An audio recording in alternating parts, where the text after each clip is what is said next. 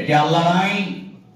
কেউ যদি কাউকে হত্যা করে কাউকে তার বিচারের আওতায় তাকে আসতেই হবে। আপনি 28 অক্টোবরে লগি বৈঠা দিয়ে হত্যার নির্দেশদাতা, আপনি আমাদের এই জাতির শ্রেষ্ঠ সন্তান সেনাবাহিনীর সদস্যদের হত্যা করেছেন। আপনি শাপলা চত্বরে হাজার হাজার আলিম ওলামাদেরকে হত্যা করে ব্রাশ ফায়ার করেছিলেন। আপনি আমাদের যুদ্ধ অপরাধের বিচারের নামে আমাদের নেতৃবৃন্দকে আপনি হত্যা করেছেন।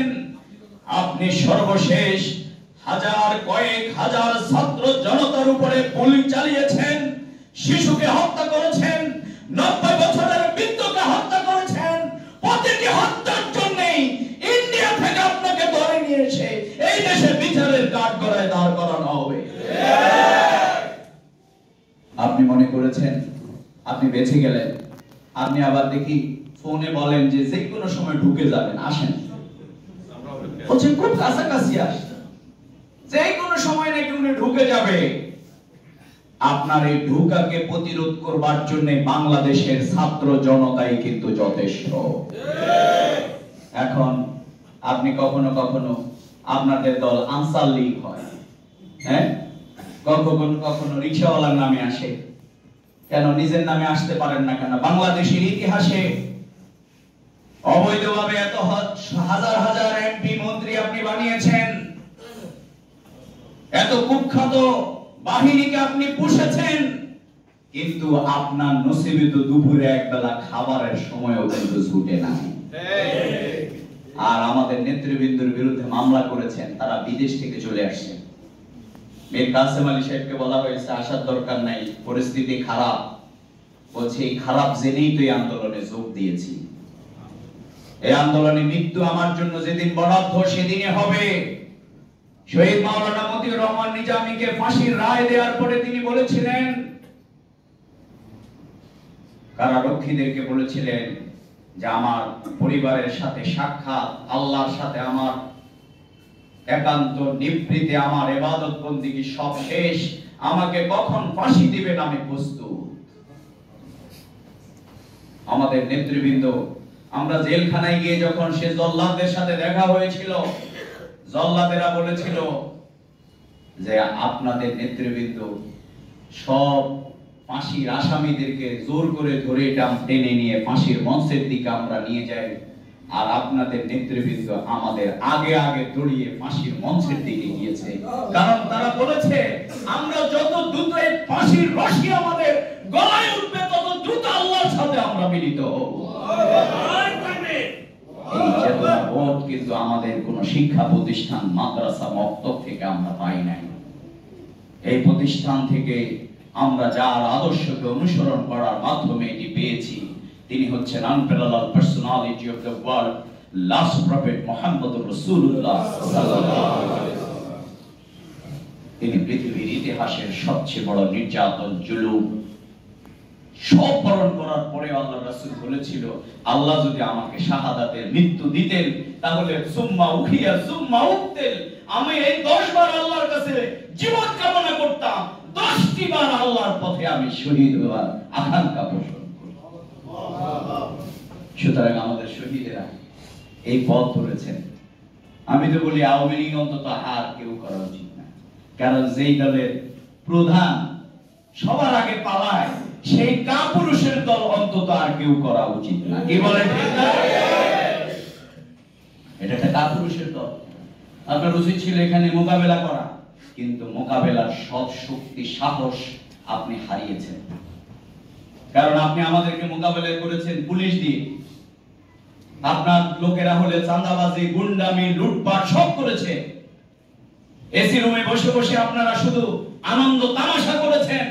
আর যেদিন জনতার জোয়ার আপনাদেরকে দুর্খে দিয়েছে, আপনাদের বিরুদ্ধে ছাত্র জনতা যেদিন ছুটেছে, সেদিন আর এটাকে রোকবার মতো শক্তি আপনারা পান নাই।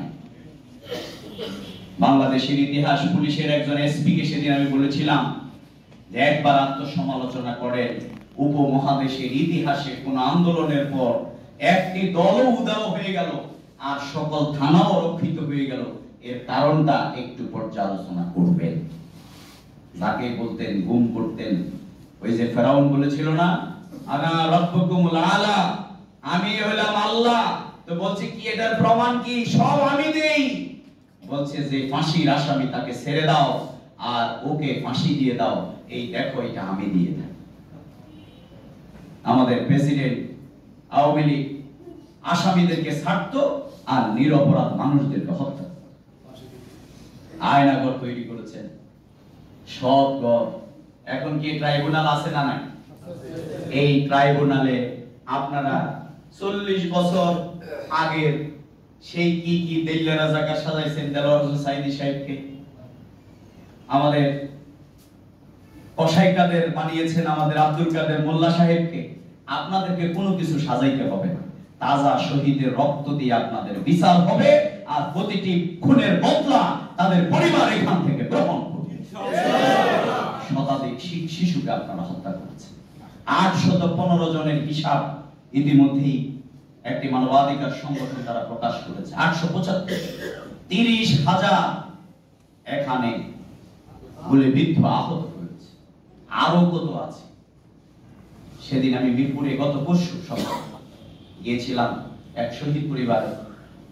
কোনোভাবেই তাদের 2 শহীদ পরিবার কাছাকাছি ঢোকা যায় না, একটা ছোট্ট ঘরে তারা আছে।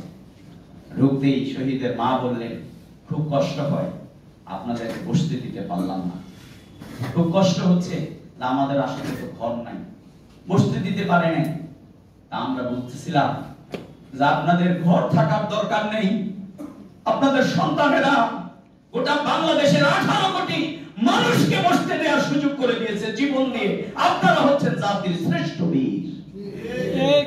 যারা মানুষের জন্য পথ রচনা করে তারা হচ্ছে আমাদের রিকশাওয়ালা, শ্রমিক, যুবক, ছাত্র, তরুণীদের রক্তের কারণে বাংলাদেশে যেখানে আজকে রাসূলের জীবন নিয়ে, সিরাত নিয়ে ওয়াজ মাহফিল করা যেত না, আজকে বাংলাদেশে উন্মুক্ত ভাবে মানুষ কিন্তু ইসলামের কথা বলার সুযোগ পাচ্ছে। আলহামদুলিল্লাহ। তাদের প্রত্যেকের এই উন্নত আমলগুলো তাদের সাদকায়ে জারিয়া হিসাবে তাদের আমলনামায় যুক্ত হবে ইনশাআল্লাহ। সম্মানিত ভাইরা আমার, তাই আমি যে কথাটি বলতে চাই যে এইভাবে করে আল্লাহ রাসূল সাল্লাল্লাহু আলাইহি সাল্লাম একটি সমাজ পরিবর্তনের জন্য প্রচেষ্টা চালিয়েছেন। সেই পথ যারা অনুসরণ করবে তাদেরকে জেল, জুলুম, নির্যাতন, অপপ্রচার সব কিছুকে মারিয়ে তাদেরকে জান্নাতের দিকে যেতে হবে। আপনারা কি সেই পথ মারিয়ে জান্নাতে যেতে চান? আল্লাহ রাসূল সাল্লাল্লাহু আলাইহি সাল্লাম তিনি মানুষের জন্য কাজ করেছেন। ওমা আরসালনাকা ইল্লা রাহমাতাল লিল আলামিন। সুবহানাল্লাহ। তিনি সবার জন্য উদার ছিলেন, তিনি সবাইকে ভালোবাসতেন। তিনি এই সমাজকে সকল পঙ্কিলতা মুক্ত একটি সমাজ বিনির্মাণের জন্য তিনি প্রচেষ্টা চালিয়েছেন। কিন্তু তিনি মানবতার সামনে সবার আগে পরিচয় হিসাবে স্থাপন করেছেন। মানুষ তাকে লকব দিয়েছেন কি? আল আমিন, আস-সাদিক। এইজন্য যারাই আজকের এই সমাজকে পাল্টাতে চায় তাহলে সবার আগে সেই দল, সেই মানুষগুলোকে সততার দৃষ্টান্ত স্থাপন করতে হবে। কি বলে? বাংলাদেশ জামাত ইসলামের 2 আমির রাষ্ট্র পরিচালনায় আমরা প্রথম অংশগ্রহণ করেছিলাম, কিন্তু আমরা এখানে কিছুই চাই নাই। গোটা বাংলাদেশের মানুষ, গোটা বাংলাদেশের প্রশাসন, দেশ দুনিয়া জানতে পেরেছে যে তাদেরকে যত অভিযোগে তথাকথিত অভিযুক্ত করা যাক না কেন, কিন্তু জামাতের 2 মন্ত্রীকে দুর্নীতির দায়ে অভিযুক্ত করা যায় নাই, যাবেও না ইনশাআল্লাহ। আমাদের এই পথ ধরেই আল্লাহ রাসূল সাল্লাল্লাহু আলাইহি সাল্লাম যে সততার দৃষ্টান্ত স্থাপন করেছেন। আজকে দুর্নীতি মুক্ত বাংলাদেশ সবাই করতে চায়, সবাই কথায় কথায় বলে চাঁদাবাজ মুক্ত বাংলাদেশ। এর আগে প্রত্যেক জায়গায় কিন্তু চাঁদা দিতে হতো, কিন্তু এখনো বন্ধ হয়েছে। গতকালকে সেনাবাহিনীর সাথে এক জায়গায় আমাদের একটা মিটিং ছিল, বলল কেমন পাচ্ছেন? আমরা বলছি যে কোনো জায়গায় তো মানুষ আগের মতোই কিন্তু চাঁদাবাজের শিকার হচ্ছে, কারণ আওয়ামী লীগের শেখ হাসিনা পালাইছে, বাকিরা তো আছে না? এরা কিন্তু বিভিন্ন কায়দায় কানুনে যারাই আজকে এই চাঁদাবাজি, দুর্নীতি, মানুষের উপরে লুণ্ঠন, নির্যাতন যারাই চালাচ্ছেন, ছাত্র জনতা কিন্তু এগুলোর বিরুদ্ধে আমাদেরকে প্রতিরোধ করে তুলতে হবে। কি পারবেন আপনারা ইনশাআল্লাহ? এই পথ কিন্তু সহজ না ভাই, কারণ একজন চাঁদাবাজির শিকার আপনি ওখানে গেলে আপনাকেও কিন্তু আক্রান্ত দিতে হবে। আল্লাহ রাসূল সাল্লাল্লাহু আলাইহি সাল্লামের কাছে একদিন এক কওমের লোক এসে বলছে যে আবু জেহেল আমার অর্থ নিয়েছে, সে দেয় না। আল্লাহ রাসূল একজন বললেন যে এটা আবু জেহেল থেকে কেউ উদ্ধার করতে পারবে না। বলছে কি করতে হবে? বলছে ওই যে ওখানে বসা আছে মুহাম্মদের কাছে যাও, সে পারবে। তাকে দেখিয়ে দিলেন। আল্লাহ রাসূল বললেন কি সমস্যা তোমার? বলছে মুহাম্মদ, আমি অনেককে বলেছি, সবাই আপনাকে দেখিয়ে দিয়েছে। আবু জেহেল আমার সম্পদ নিয়েছে, কিন্তু সে আমার এই দেয় না। আল্লাহ রাসূল সাথে কাল বিলম্ব না করে এই লোকটি কি ইরাশা বংশের লোক, তাকে নিয়ে রওনা হয়েছে। গিয়ে কড়া নেড়ার সাথে সাথে সবাই মুখ হয়ে আছে যে মুহাম্মদ ছুটছে, এই লোকটিকে নিয়ে কি পরিস্থিতি। আবু জেহেলের সাথে তো এখানে গ্যাঞ্জাম হবেই, কারণ আবু জেহেল হলো গ্যাঞ্জামের ওস্তাদ, শেখ হাসিনার ইমাম নাকি, সুতরাং গ্যাঞ্জাম অনিবার্য। আল্লাহ রাসূল কড়া নাড়ানোর সাথে সাথে আবু জেহেল দরজা খুলে বলছে মুহাম্মদ, বলছে যে তোমার কাছে কি পাওনা আছে? সাথে সাথে বলছে হ্যাঁ আমার কাছে সে পাবে। বলছে তার এটা পরিশোধ করে দাও। বলছে আমি পরিশোধ। সবাই বলল যে আপনি এত বড় শাহেনশাহ ক্ষমতাবান, মুহাম্মদ এরকম একজন মানুষ এসে আপনাকে বলার সাথে সাথে সব স্বীকৃতি দিয়ে এগুলো দিয়ে দেওয়ার আপনি ব্যবস্থা করলেন, আমরা তো হতবাক হয়ে গেলাম। বলল যে তোমরা তো জানো না, মুহাম্মদের পেছনে এরকম একটা উট, এরকম একটা ছায়া, এরকম একটা জিনিস হা করে আছে, আমি না বললে আমাকে গিলে ফেলতো, না বললে গিলে ফেলতো। এই জন্য আমি আর এখানে অন্য কোনো পথ অবলম্বন করি না। সুতরাং যে অন্যায়, নিগৃহ, নির্যাতনের শিকার যারা ইমানদার, যারা এই মসজিদের ইমাম, যারা আলেম, যারা আল্লাহকে ভয় করেন, আল্লাহ রাসূলের সুন্নাহ হচ্ছে তার সেটিকে তার পাশে দাঁড়ানোর জন্য আপনাকে ভূমিকা পালন করতে হবে। ঠিক। এই জন্য আমরা বলবো যারা চাঁদাবাজির শিকার, যারা লুণ্ঠনের শিকার, যারা গোপনে গোপনে প্রতিহিংসা পরায়ণতা, অন্যায় এবং অবিচারের শিকার হবেন, তারা প্রথমে আইন শৃঙ্খলা বাহিনীকে জানাবেন, সবাইকে জানাবেন। যদি সর্বশেষ আপনি যদি আপনার প্রতিকার খুঁজে না পান, তাহলে আমরা ওয়াদা দিচ্ছি জামাত ইসলামী, ইসলামী ছাত্র শিবির আপনাদের অধিকার আদায়ের জন্য আমরা প্রয়োজনে শহীদ হতে রাজি আছি। আমরা রাজশাহী বিশ্ববিদ্যালয়ে করেছিলাম, একজন হিন্দু ছাত্রের তার মেধার ভিত্তিতে পাওয়া সিটকে একটি ছাত্র সংগঠন দখল করেছে। তারা বলেছে এটা তো আপনাদের দলের লোক নাই, তো হিন্দু। আমরা বলছি যে আমাদের দলের লোকের সিট যত উদ্ধার করতে যে সময় আমরা একটু দিতাম, কিন্তু তারটা উদ্ধার করতে তার থেকে কম সময় দেব আমরা, কারণ সে হচ্ছে আমাদের কাছে এখানে আমানত। আমাদের এই হিন্দু ছাত্রের সিটকে উদ্ধার করতে গিয়ে আমাদের দুইজন ভাই শাহাদাত বরণ করেছে। এই যে মিরপুর, সেদিকে তো আমাদের আমিরে জামাত যখন অন্যান্য ধর্মাবলম্বীদের এখানে আমরা মত বিনিময়ে গিয়েছিলাম, তারা প্রকাশ্য দিবালোকে মিডিয়ার সামনে দাঁড়িয়ে বলেছে বাংলাদেশের অধিকাংশ রাজনৈতিক দল যারা ক্ষমতায় ছিল তাদের কাছে কিন্তু আমাদের সম্পদ আছে, কিন্তু জামাত ইসলামের কোন লোকের কাছে হিন্দুদের সম্পদ নাই। তারা দায়িত্ব নিয়ে বলছে। আমরা সেদিনে তো এই মোহাম্মদপুরে অমুসলিম অন্যান্য ধর্মাবলম্বীদের ভাইদের সাথে আমরা মিটিং করেছি। এই জন্য আমরা যে অন্যায় এবং অবিচারের শিকার, আমরা বলি এই আন্দোলনে যত লোক শহীদ হয়েছে তারা সব হচ্ছে আমাদের লোক। কি বলেন, আপনারা রাজি আছেন কিনা? এই জন্য জামাত ইসলামের দল মত এখানে আলাদা করে নাই। আমাদের আমিরে জামাত বলছে শহীদ মানে তার জন্য 2 লক্ষ টাকা, শহীদ আহত মানে হচ্ছে জামাত ইসলামী তার প্রাণ থেকে তার চিকিৎসার জন্য সাধ্য অনুযায়ী তার পাশে আমরা দাঁড়াচ্ছি এবং আমরা তাদের পাশে থাকবো ইনশাআল্লাহ। সম্মানিত ভাইরা আমার, তাই মানবতার জন্য এই উদারতা, এই ভালোবাসা, এই ইতিহাস যদি আপনি তৈরি করতে পারেন, তাহলে আমরা বিশ্বাস করি এই সমাজ সত্যি সোনার বাংলাতে পরিণত করা সম্ভব।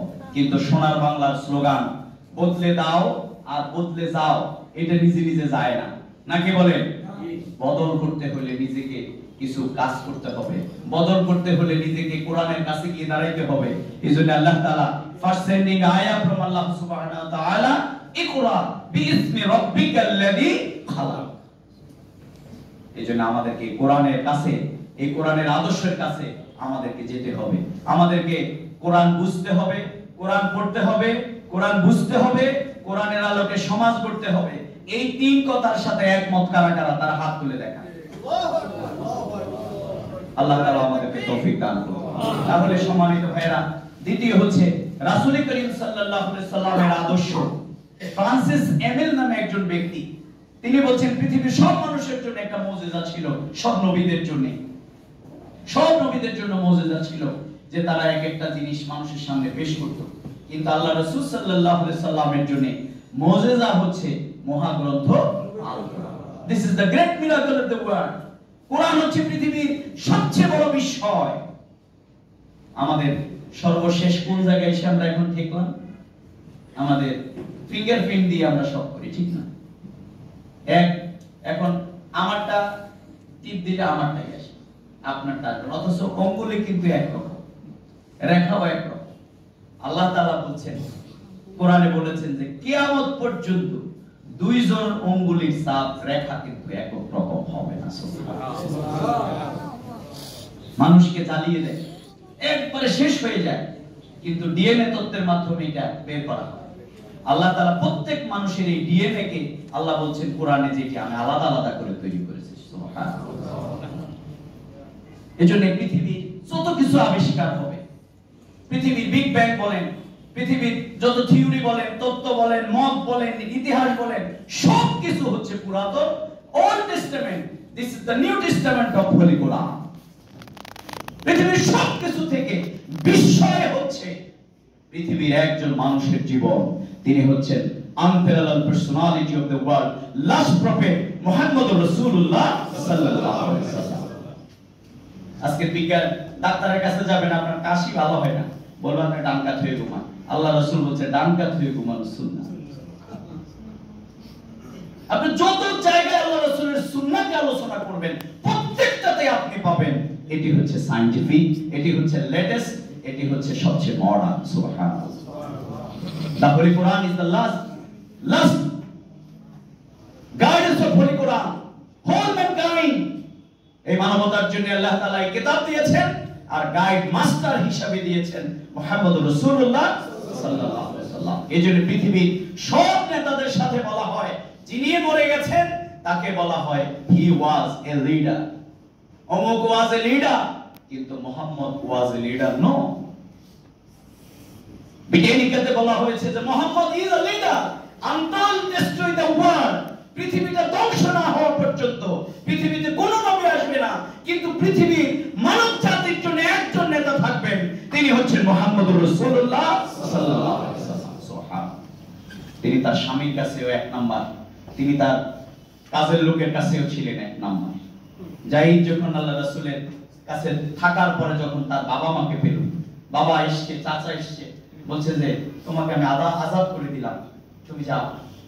জাহিদের চোখ দিয়ে বারবার পানি পড়ছে। আল্লাহ রাসূল বললেন যাও, তোমাকে আজাদ করে দিলাম। উনি কি তোমার বাবা? উনি কি তোমার চাচা? ওনার সাথে চলে যাও। বলছি ইয়া রাসূলুল্লাহ, উনি আমার আত্মীয়, উনি আমার বাবা, উনি আমার, আমি ওনাদের সাথে গেলে ওনাদেরকে পাবো, কিন্তু আপনার মতো ব্যক্তি থেকে আমি বঞ্চিত চাই না। তার রিফ্লেকশনটা ছিল অন্যরকম। সবার আগে ঈমান এনেছে আল্লাহ রাসূল সাল্লাল্লাহু আলাইহি সাল্লামের স্ত্রী। সুবহানাল্লাহ। ইনস এন্ড আউট এভরিথিং, যিনি she was knows, যিনি সব জানতেন, তিনি সবার আগে তাকে বলেছেন আপনার মতো এরকম সেরা মানুষ হয় না। সুবহানাল্লাহ। আমাদের সাথে দুই জায়গার লোকেরা আমাদেরকে একটু ঢিলে ঢালা দেন। একজন হলো আপনার স্ত্রী, সব জানে, এটা আমাদের বোনের আছে, ওনার স্বীকৃতি গুরুত্বপূর্ণ, স্বামী কেমন। আল্লাহ রাসূল বলছে আমি সেই সবচেয়ে, আমি আমার আহলের কাছে সবচেয়ে উত্তম ব্যক্তি। সুবহানাল্লাহ। আর আরেকজনকে, আরেকজন হচ্ছে আপনার কাজের লোক, যার কাছে আপনি থাকেন, ফুল টাইম আপনার সাথে থাকে। এই দুই শ্রেণী আল্লাহ রাসূলের উপরে সবার আগে। আরেকটা হলো আপনার বন্ধু। আমরা অনেক সময় বলি না যে উনি কিন্তু আমার সব জানে। বন্ধুর সাথে মানুষ একটু কি ঢিলাঢালা থাকে, ঠিক না, ইজি থাকে। কিন্তু আল্লাহ রাসূলের বন্ধু কে ছিলেন? আবু বকর। সবার আগে ঈমান আনছে না দেখে শুনে আনছে? আল্লাহু আকবার। সবার আগে ঈমান এনে ফেলছে বন্ধুদের মধ্য থেকে আবু বকর। বয়সে একটু বড়ও ছিলেন, হি ওয়াজ ম্যাচিউর, ঈমান এনে ফেলেছেন। আবার আল্লাহ রাসূলের মেরাজ অনুষ্ঠিত হয়েছে, বলছে যে তার কি পানি গড়াচ্ছে, ওযুর পানি, আর যে দরজা দিয়ে তিনি বের হয়েছেন ওই দরজার কড়াটাও এখনো নড়ে, কিন্তু তিনি এসে বলছেন যে তিনি নাকি এরকম লক্ষ লক্ষ কিলোমিটার সব পাড়ে দিয়ে তিনি আরোহাতে আল্লাহর সাথে সাক্ষাৎ করে ঘুরে আসছেন। It's possible or impossible? Abu Bakr বলছে যে তিনি তখন আল্লাহ রাসূলের মুখ থেকে শুনেন নাই। বলছে এটা কে বলছে? বলছে আল্লাহ রাসূল বলছে।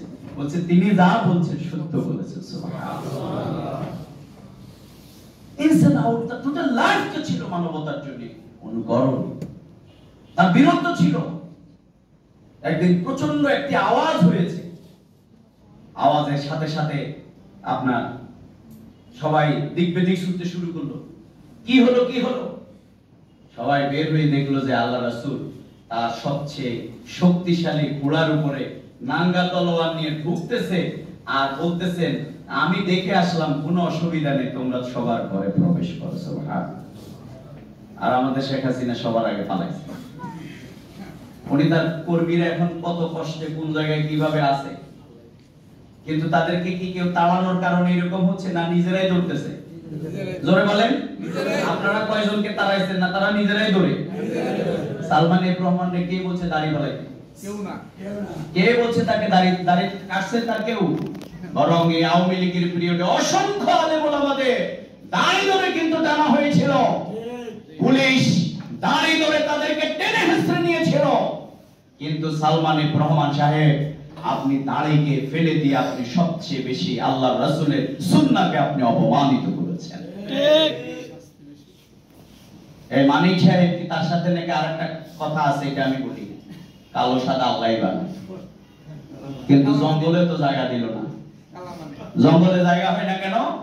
কারণ তিনি কিন্তু মেরাসি আইন কিন্তু পরিবর্তনের প্রধান। তারা প্রত্যেকটা কোরআনের আইনকে তারা মানতো না। তারা কোরআনের আইন পরিবর্তন করে মডার্ন লাইসেন্স দিয়েছে। তাদেরকে এখন অপরাধের কারণে বনে জঙ্গলেও কিন্তু তাদের জায়গা হচ্ছে না। ঠিক। হবে না। এই জন্য সম্মানিত ভাইয়েরা, তাই আমরা সবাই কাকে ভয় করব? কাকে ভয় করব বলেন? কোন ক্ষেত্রে? জীবনের সকল ক্ষেত্রে আমরা কাকে ভয় করব? যদি আমরা আল্লাহকে ভয় করি, তাহলে আল্লাহ রাসূল বলেছেন সানা থেকে হাজরে মাউত পর্যন্ত একটি সুন্দর রমণী মহিলা একাকী হেঁটে যাবে, তার দিকে তাকানোর মতো কোনো লোক থাকবে। এর নমুনা কোনটা না হইলেও আপনি দেখেন এখন আমরা প্রতিদিন প্রতি মুহূর্তে আওয়ামী লীগের এই পিরিয়ডে নারী নির্যাতনের ইতিহাস মহাকালীন। তারপরে সিলেট এমসি কলেজে নারীর উপরে কি অমানবিক আইয়ামে জাহিলিয়াতের নিষ্পেষণ চালিয়েছে আওয়ামী লীগ। আমার ঢাকা বিশ্ববিদ্যালয়ে ছাত্রীদের উপরে কি নির্যাতন চালিয়েছে। মিরপুরে আমাদের ছাত্রীদেরকে ধরে নিয়ে তারা পাশবিক নির্যাতন ছাত্রলীগ নারীদের উপরে চালিয়েছে। এই আন্দোলনের সময় অসংখ্য নারীর উপরে তারা পাশবিক অত্যাচার তারা চালিয়েছে। সেদিন আমি এক নারীকে ইন্টারভিউ দেখছিলাম যে কি পাশবিকতার বর্ণনা তারা সেখানে দিয়েছে। কিন্তু এই সব কিছু থেকে আমরা মুক্তি পাবো যদি আমরা কাকে ভয় করি? আল্লাহকে ভয় করি। সুতরাং সম্মানিত ভাইরা আমার, তাই আমরা এই সমাজটাকে আমরা সবাই মিলে আমরা যদি একটি সুন্দর সমাজ বিনির্মাণ করতে চাই, এখানে মানুষের দোয়া, ভালোবাসা, আন্তরিকতা, ঔদার্যতা, পরমত সহিষ্ণুতা সব কিছু দিয়ে যদি আমরা করতে চাই, তাহলে আমাদেরকে একজনকে অনুসরণ করতে হবে। তিনি কে? আর আমাদের জাতির পিতা কে? ওনারা 27 নম্বরের এই ওনারা বানিয়ে দিয়েছেন জাতির পিতা কে? কাকে বানাইলেন? জাতির পিতা নাকি শেখ মুজিব। খোলাফায়ে এটার স্লোগান কিন্তু উল্টা বানাই দিয়েছে। আমি তো হতবাক হয়ে যাই, এত রাজনীতি করে এই বয়স এতটুকু এসে এত সুন্দর সুন্দর স্লোগান আমরা বানাইতে পারিনি। ঠিক না? তারা বানিয়ে দিয়েছে। সুতরাং আওয়ামী লীগকে প্রতিরোধ, ছাত্রলীগকে প্রতিরোধ করবার জন্য, এই অপরাধীদেরকে মোকাবেলা করবার জন্য, রুখে দেওয়ার জন্য আমাদের তরুণ প্রজন্ম তাদের নৈতিকতা, উন্নত ঔদার্যতা, ভালোবাসা, জ্ঞানে গুণে যদি তৈরি হতে পারে, আগামীর বাংলাদেশ ইসলামের বাংলাদেশ হবে ইনশাআল্লাহ। আমাদের ছাত্র সমাজের স্লোগান হচ্ছে উই ওয়ান্ট জাস্টিস। আমি আজকে একটু আগে আলোচনা সবাই বলে আসলাম যে উই ওয়ান্ট জাস্টিস, এটা এখন আমেরিকায়ও দেয়, এটা এখন পাকিস্তানেও চলছে, এটা এখন ভারতেও হচ্ছে নাকি। কিন্তু আপনি শতাব্দী কাল আপনারা যারা এখানে আমরা আছি, জুমার নামাজ পড়ি, প্রত্যেক জুমায় কিন্তু ইমাম সাহেব এইটা দিয়ে জুমার খুতবা শেষ করে। আমরা ছোটবেলায় যখন এই আয়াত পড়তো তখন বুঝতাম যে এখন খুতবা শেষ হয়ে গেছে, ঠিক আছে না। ইন্নাল্লাহা ইয়া'মুরু বিল আদলি ওয়াল ওয়া ইতা'i যিল কুরবা ওয়া ইয়ানহা আনিল ফাহশাই ওয়াল বাগই ইয়াযিকুম লাআল্লাকুম। এটা বললে আমরা বুঝতাম যে এখন খুতবা শেষ। তার মানে ইমাম সাহেব এতদিন পর্যন্ত আমাদেরকে যা বলেছেন, আমাদের ছাত্র তৌহিদি জনতা এই স্লোগানকে রাষ্ট্রীয়ভাবে প্রতিষ্ঠা করবার জন্য যে উদ্যোগ গ্রহণ করেছেন, এটির সাথে কি আপনারা থাকতে প্রস্তুত? সেজন্য সম্মানিত ভাইরা, তাই আমাদের কাছে এই কোরআনকে আমাদেরকে পড়তে হবে, আমাদেরকে এই কোরআনকে পড়তে হবে, আমাদেরকে রাসূল করিম সাল্লাল্লাহু আলাইহি সাল্লামের এই সিরাতকে ধরতে হবে। এটিকে পড়ে আমাদের পরিবার, আমাদের সমাজ, আমাদের রাষ্ট্র, আমাদের সবকিছুকে যদি আমরা সাজাতে পারি, আমাদের এই জনপদে অন্যান্য ধর্মাবলম্বী যারা আছেন তাদেরকে আমাদের এই জনপদের সাথে, আমাদের আমিরে জামাত বলেছে এখানে সংখ্যালঘু আর কি গুরু বলতে কিছু না। এই রাষ্ট্র যাদেরকে যতটুকু মর্যাদা দিয়েছে, আওয়ামী লীগ বিগত দিনে আমাদেরকে এই ডিসক্রিমিনেশন আমাদের মধ্যে করেছে, কিন্তু এখন আর এই বিভক্তি এটা আমরা করতে চাই না। ডিভাইডেড এন্ড রুল, এটা ব্রিটিশদের সেই প্রণীত তত্ত্বের ভিত্তিতে এই 17.5 বছর এখানে আমাদের তারা শাসন করেছে। ব্রিটিশরা আমাদেরকে 200 বছর আমাদেরকে এখানে আমাদের উপরে নির্যাতন চালিয়েছে, শাসন করেছে। আমরা ইউনাইটেড ওয়ার্ক টুগেদার, আমাদেরকে এক আল্লাহয় আমরা যারা বিশ্বাস করি, আমরা যারা পরকালে বিশ্বাস করি, আমরা যারা রাসূলের আদর্শ মাধ্যমে মানব জাতির ইহকালীন কল্যাণ এবং পরকালের মুক্তি নিহিত, এটি আমরা বিশ্বাস করি কিনা বলেন? যদি আমরা করি তাহলে আর কোন নেতা নেত্রীর আদর্শ তন্ত্র মন্ত্র দিয়ে পৃথিবীতে আর হবে না। Man madeism it's a gone. পেছনে পৃথিবীতে Noah Feldman, he was a great scholar and writer, famous scholar of the world. তিনি আমেরিকার একজন লেখক। তিনি বলেছেন পৃথিবীতে যত কিছু একবার যায় সবাই প্রত্যাশা করে আল্লাহ এইটা যেন আর না আসে। এখন কিন্তু আমাদের একবারে কোলের ছোট্ট শিশুটারে যদি জিজ্ঞাসা করেন যে আওয়ামী লীগ, বলবে যে না অন্তত এইটা যেন না আসে। কি বলে ঠিক না? ছাত্রলীগ বলবে ওরা নাকি ওরা যেন না আসে। কেন? তারা দেখেছে তাদের। এজন্য কমিউনিজমকে দেখেছে, মাও সেতুকে দেখেছে, লেনিনকে দেখেছে, টলস্টয়কে দেখেছে, পৃথিবীর যত মানব রচিত মতাদর্শের আদর্শকে মানুষ দেখেছে, পুঁজিবাদকে দেখেছে, ধর্মনিরপেক্ষতাবাদকে দেখেছে, সকল ইজমকে দেখা শেষ হয়ে গেছে। পৃথিবীতে এখন একটা আবার আসুক। পৃথিবীতে এই লেখক বলেছেন পৃথিবীর সব মানুষ প্রত্যাশা করে no is Islam is the best, নাকি বলেন? এই জন্য যারা ইসলামের কথা বলবে, ইসলামের আলোকে কাজ করবে, আপনারা কি তাদের সাথে থাকতে প্রস্তুত আছেন তো? নাকি বলেন? এই জন্য আমরা সবার দেখা শেষ ইসলামের বাংলাদেশ, নাকি বলেন? এটা কার ঘোষণা? আল্লাহ রাসূল বলেছে আমার পরে জুলুমতন্ত্র আসবে, আমার রাজতন্ত্র আসবে, জুলুমতন্ত্র আসবে, ষড়যন্ত্র আসবে। আমাদের এই 15 বছরের স্বৈরাচার পালনের মধ্য দিয়ে আল্লাহ রাসূলের যে ভবিষ্যৎবাণী, সেই ভবিষ্যৎবাণী হচ্ছে গোটা পৃথিবীতে খেলাফত মিনহাজি আলা নবুয়ত, এই পদ্ধতিতে ইসলাম প্রতিষ্ঠিত হবে ইনশাআল্লাহ। যারা আমাদের ভোটের অধিকার, ভাতের অধিকার, মানবাধিকার, এই অবৈধ সরকারকে তারা ক্ষমতায় রাখার ক্ষেত্রে সহযোগিতা করেছে, তাদের ঘরেই কিন্তু এখন যুদ্ধ শুরু হয়ে গেছে, নাকি? যুদ্ধ শুরু হয়ে গেছে। সুতরাং অন্যের ঘরে আগুন দিলে নিজের ঘরও কিন্তু শান্তিতে রাখা যায়। এজন্য আমরা বলবো আমাদের বন্ধুত্বের ভিত্তিতে আমাদের প্রত্যেকের সাথে আমরা সম্পর্ক চাই। আমরা মনে করি আল্লাহ রাসূল সাল্লাল্লাহু আলাইহি সাল্লাম যে পদ্ধতিতে সন্ত্রাস, সহিংসতা, মানবাধিকার সকল ক্ষেত্রে দুর্নীতি, অপরাজনীতি, অপশাসনের মোকাবেলা করে এইখানে একটি সুন্দর সমাজ বিনির্মাণের প্রচেষ্টা চালিয়েছেন। আজকে যদি কি আল্লাহ রাসূলের এই সুন্নাহর আলোকে, এই কোরআনের আলোকে সমাজ পরিচালিত হলে এই সমাজে শান্তি আসবে, কারা কারা বিশ্বাস করেন? কারা কারা বিশ্বাস করেন?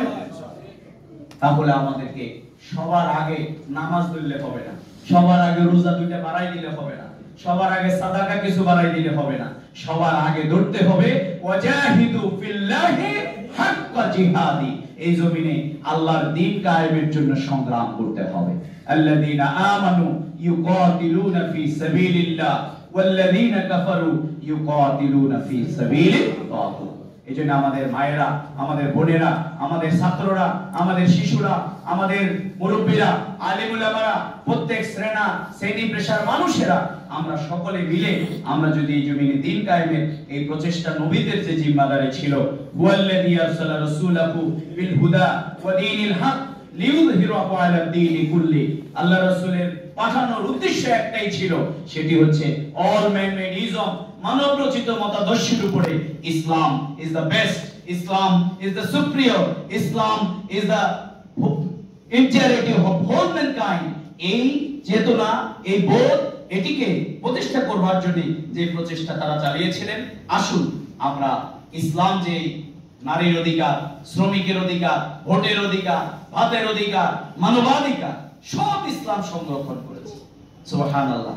হাতের তাইর একটি মেয়ে যুদ্ধের ময়দান থেকে নিয়ে আসছে, যুদ্ধের ময়দান থেকে আনার পরে সে যুদ্ধবন্দী হিসেবে আসছে, সে মসজিদে নববীর সাথে দাঁড়ানো। দেখেন আল্লাহ রাসূল তাকে দেখার সাথে সাথে এই মেয়েটা বলল, আমার তো সব হারিয়ে গেছে, আমাকে ইয়া রাসূলুল্লাহ আপনি আজাদ করে দেন। আল্লাহ রাসূল সাথে সাথে বললেন যে তোমাকে আমি আজাদ করে দিলাম, তুমি মুক্ত, কিন্তু তুমি একজন মেয়ে, তুমি একাকী তোমার বংশের কাছে যাবে। তুমি তোমার বংশের কাউকে যদি পাও তাহলে তুমি তাদের সাথে যাবে, আর যদি তোমার ওই জায়গা পর্যন্ত পৌঁছার মতো কেউ না থাকে তাহলে আমি মুহাম্মদকে তুমি বলবে, আমি তোমাকে পৌঁছাই দেব। সুবহানাল্লাহ। কি ইফেকশন ছিল, কি ভালোবাসার চাদর তিনি বিছিয়েছেন মানুষের জন্য। একদিন তার শরীরের মুখের মধ্যে এরকম ডেকে নিয়ে তার মুখের মধ্যে কাদা নিক্ষেপ করা, আল্লাহ রাসূলের গোটা শরীরের মাথার মধ্যে কাদা লেপন করে দিয়েছে। আল্লাহ রাসূল যখন বাড়িতে গেলেন, যাওয়ার পরেই মা ফাতেমা রাদিয়াল্লাহু তাআলা আনহা বললেন, কি বললেন যে কি করো, দেখি কান্না শুরু।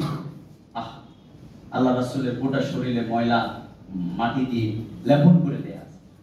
মা ফাতেমা আল্লাহ রাসূলের মাথায় এরকম পানি দিয়ে ধুয়ে দিচ্ছেন, আর চোখ দিয়ে অনবরত পানি পড়ছে। আল্লাহ রাসূল তার পেছনের দিকে তাকিয়ে বললেন যে আমার মেয়ে তুমি কেঁদো না, এটি হচ্ছে প্রত্যেক নবীদের তার কওমের কাছে তাদের পাওনা। তাদের বিরুদ্ধে অপপ্রচার, জুলুম, নির্যাতন সব চালিয়েছে, কিন্তু তারা মানবতার প্রতি ভালোবাসা তারা সরায়নি। ওমা আরসালনাকা ইল্লা রাহমাতাল লিল আলামিন। আমি লাস্টে একটা কথা বলে শেষ করতে চাই। আমাদের এই যে ছাত্র সমাজ, আমরা পারলাম না, আমরা চেষ্টা করেছি সবাই মিলে। এটা ফাইনাল রেজাল্টটা কখন আসলো? ছাত্ররা যখন জীবন দিয়েছে, নাকি বলেন? সুতরাং এই জাতির পরিবর্তন আসবে তরুণদের মাধ্যমে ইনশাআল্লাহ, নাকি বলেন? আল্লাহ রাসূলের তরুণ বয়সে তাকে এত বেশি ভয় তারা কেন পেয়েছে? কারণ বলছে যে তোমাদের জন্য বিরাট এক আপদ, বলছে সেই আপদ কি? নজ বলছে যে তোমাদের জন্য বিরাট এক বিপদ, বলছে সেই বিপদকে আমরা কোনোদিকে তো বিপদ দেখি না। বলছে মুহাম্মদের মতো এরকম একজন তরুণের সততা গোটা সমাজকে যেভাবে আকৃষ্ট করেছে, তোমাদের জন্য মহা বিপদ হচ্ছে সেটি। সেই মহা বিপদ সংকেত এই জমিনে মানুষের জন্য আজকের সেই মেসেজটি নিয়ে এসেছে বাংলাদেশ ইসলামী ছাত্র শিবির, নাকি বলেন? বাংলাদেশ ইসলামী ছাত্র শিবির এই আন্দোলনে তাদের যে ঐতিহাসিক অবদান, এই আন্দোলনে তারা যে ঐতিহাসিক ভূমিকা পালন করেছে, জীবনের পর জীবন দিয়েছে, কিন্তু অন্যায়ের কাছে মাথা নত করে না। সুতরাং আপনার সন্তানকে আজকে যদি মদ, গাঁজা, হিরোইন, ফেন্সিডিল এগুলো থেকে যদি বাঁচাতে চান আপনার সন্তান, আমি জানি না আপনি আপনার সন্তানের কাছে কি কামনা করেন। আমার বিশ্বাস আপনার ইন্তিকালের পরে আমরা প্রত্যেকে প্রত্যাশা করি যে আমার সন্তান কিন্তু আমার জানাজাতে পড়াইতে পারবে। আমরা চাই আমাদের দাফনকে আমার সন্তান করতে পারবে। আমি একবারে যখন পড়ন্ত অবস্থায় চলে যাব তখন আমার সন্তান আমার বিছানার পাশে বসে অন্তত দোয়াটি করতে পারবে, যাতে বদলা না ধরায়, আরেকজনকে ধরাই নিয়ে এসে টাকা দিয়ে যাতে এগুলো না করায়। আমরা কি এটা কি চাই কিনা বলেন? এই জন্য আপনি ইংলিশ মিডিয়ামে পড়ান, বাংলা মিডিয়ামে পড়ান, মাদ্রাসায় পড়ান, কলেজে পড়ান, কিন্তু আপনার সন্তানকে ইসলামী ছাত্র শিবিরের কাছে দিবেন। যদি দিতে পারেন তাহলে আপনার সন্তান, আমরা বিশ্ববিদ্যালয়ে আমাদেরকে যেরকম বলতো যে এরা রেজাল্টেও ভালো, মারামারিতেও ভালো, এরা সবটাতে ভালো, এরা সন্তান হিসাবেও ভালো। আলহামদুলিল্লাহ। কালকে একজন অফিসার পাইলাম, বাংলাদেশের কুখ্যাত একজন সন্ত্রাসী, উনি এখন দুনিয়ায় নাই, নাম বললে সবাই চিনবেন, নাম তো বলা ঠিক হবে না। উনি বলছিলেন, আমি বললাম আপনার ছেলেকে আমাদের শিবিরের অমুকের কাছে দিয়ে দিয়েছে, বলছে যে সব জায়গায় হলো মেয়ে ধরে নিয়ে যায়, আর আমি বললাম শিবিরের একটা ছেলেকে ধরে নিয়ে এসে। উনি কিন্তু কুখ্যাত সন্ত্রাসী। আমি বললাম কেন? বলছে আমার দলের সবাইকে তো আমি চিনি, কারোই চরিত্র ভালো না, আমার মেয়েটা অন্তত একটা সৎ চরিত্রবান ছেলের কাছে বিয়ে দেয়া আমার আকাঙ্ক্ষা ছিল, এই জন্য জোর করে এই ছেলের কাছে। তাহলে এইরকম একটা সন্তান, এইরকম একটা আপনার কবরের পাশে দাঁড়িয়ে বলুক কখন রব্বের হামহুমা কামা। আমি যখন ইউনিভার্সিটিতে রাজশাহী বিশ্ববিদ্যালয়ে ছিলাম তখন একদিন আমাদের কাছে আসছে এক বৃদ্ধ রক্ত নেবার জন্য। ব্লাড, আমাদের এখনো ব্লাড, আমাদের বিভিন্ন জায়গা থেকে আমরা প্রতিনিয়ত ব্লাড দিই। এসে আমাদের খবর পাইলাম যে ওনার স্ত্রীর জন্য রক্ত লাগবে। আমরা সাথে সাথে ওখানে আমাদের ট্রেন বলে, এখান থেকে আমাদের ভাইদেরকে দিলাম কি গ্রুপ, ঠিক আছে ওনাকে নিয়ে যান। তখন বললো যে তিনি চোখ থেকে তার অনুভূত পানি পড়ছে, তিনি আর সেদিনের ব্যাখ্যা করেন না। পরে এসে তার থেকে ব্যাখ্যা জানা গেল যে তার 4টি সন্তান, প্রত্যেকটি এমএ পাস, বড় বড় চাকরি করে। তিনি বললেন যে আমার স্ত্রী যখন মৃত্যুশয্যায়, আমার এই 4টি সন্তান এক এক করে তাদের মাকে রক্ত দেওয়ার জন্য আসছে, কিন্তু ডাক্তার তাদের রক্ত নিয়ে বলছে যে না, দিস ব্লাড ইজ আনএক্সপেক্টেড। এটা হচ্ছে তারা সিগারেট খায়, তারা বিভিন্ন রাগের সাথে জড়িত, এই রক্ত দিলে আপনার স্ত্রী বাঁচবে। আমাকে বললো যে বৃদ্ধ মানুষের রক্ত দিয়ে মানুষ বাঁচে না। বললো কি করতে হবে? বলছে নামাজ পড়ে কিন্তু তরুণ, এইরকম রক্ত লাগবে। বলছে যে আমি এখন এই তরুণ আবার নামাজ পড়ে, এরকম কোথায় পাবো? বলছে রাজশাহী বিশ্ববিদ্যালয়ের এক জায়গায়, ওখানে যাই দেখতে যে শিবিরের পোলাপেন দাঁড়ায় আছে, ওখান থেকে নিয়ে আসবে। তিনি এখানে ছুটে এসে তিনি পরে বর্ণনা করে চোখের পানি ছেড়ে বলেছে যে আমার সেদিন মনে হয়েছে যে আমার 4টি সন্তান চোখের পানি ছেড়ে দিয়ে রক্ত দেওয়ার জন্য আসছে, আর ডাক্তার বলছে এগুলো গ্রহণ করা যাবে না স্ত্রীর জন্য। সন্তানও কাঁদছে, আমিও কাঁদছি, আর আমার তোমাদের এই নামাজি ছেলেদের রক্ত দিয়ে যখন আমার স্ত্রীর জীবন ফিরে এসলো, তখন আমার কাছে মনে হয়েছে যে আমি যদি এরকম 4টি শিক্ষিত সন্তান, বড় বড় চাকরিওয়ালা জন্ম না দিয়ে তোমাদের মতো এরকম একটা নামাজি যুবক ছেলে জন্ম দিতাম, অনেক ভালো। আপনি সেই সন্তান, সে মানুষ, সে আপনার ঘরের লোক, স্ত্রী, আপনার মেয়ে, আপনি যদি খুঁজে পেতে চান তাহলে আপনি কোনো জায়গায়, কোনো মিডিয়াম, কোনো বিশ্ববিদ্যালয়, কোনো কিছুতে পড়াই পারবেন না। 21 টুকরা করেছিল বাবাকে, কিন্তু তার ডিগ্রি ছিল অক্সফোর্ড থেকে। বাবা ছিল শিক্ষা অধিদপ্তরের বড় কর্মকর্তা, তাকে 21 টুকরা করে বস্তা বন্দি করে নদীতে ফেলেছে। ছেলেকে যখন লাশটি উঠানোর পরে তাকে জিজ্ঞাসা করা হয়েছিল যে বাবাকে 21 টুকরা আপনি করেছেন, আপনি তো অক্সফোর্ড থেকে ডিগ্রি নিয়ে এসেছেন। বলছে আল্লাহর কসম, আমার প্রাইমারি স্কুল থেকে শুরু করে অক্সফোর্ড ডিগ্রি পর্যন্ত আমার কোন জায়গায় বাবা মাকে সম্মান করতে হবে এটা আমাকে শেখানো হয় নাই। আমি সায়েন্স পড়েছি, কেমিস্ট্রি পড়েছি, ফিজিক্স পড়েছি, ম্যাথ পড়েছি, কোন জায়গায় ওয়াকাদা রাব্বুকা আল্লা তা'বুদু ইল্লা ইয়াহু ওয়া বিল ওয়ালিদাইনি ইহসানা, এই কথা কোথায় হবে? এটা আছে ইসলামে। এজন্য যারা বলে যে অনেক বড় চাকরি করাইয়া অন্তত বুড়ো বয়সে ভালো থাকবেন, মিথ্যা কথা। এজন্য অনেক বাজারে এখন দেখবেন যে যদি বৃদ্ধ বয়সে বৃদ্ধাশ্রমে না যেতে চান তাহলে আপনার সন্তানকে ছাত্র শিবিরে দেন। আপনার এই সন্তান আপনাকে কাঁধে করে ঘুরবে যদি ইসলাম বুঝাতে পারেন। আপনার মেয়ে পর্দা করবে যদি ইসলাম বুঝাতে পারেন। আপনার সন্তান সে মাঝ মাওয়াজের মতো